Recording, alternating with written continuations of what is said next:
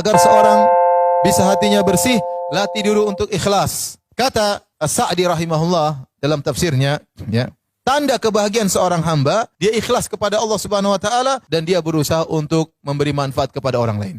Seorang yang paling bahagia adalah orang yang mengumpulkan dua perkara ini. Dia ikhlas kepada Allah dan dia berusaha memberi manfaat kepada orang lain. Sekarang kita bicara ikhlas. Orang ikhlas itu apa? Orang yang tidak mengharap pujian orang lain.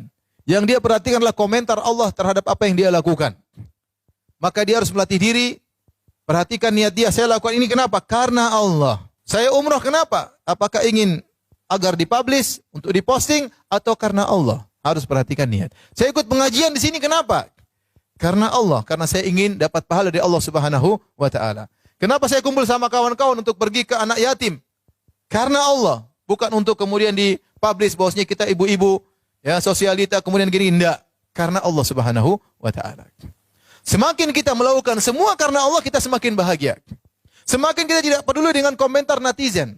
Semakin kita tidak peduli dengan komentar orang lain. Kenapa? Karena kita melakukannya karena Allah. Seorang da'i, kalau dia sudah karena Allah Subhanahu wa taala, yang mau hadir depan dia 1000 orang dengan 5 orang tidak ada bedanya bagi dia.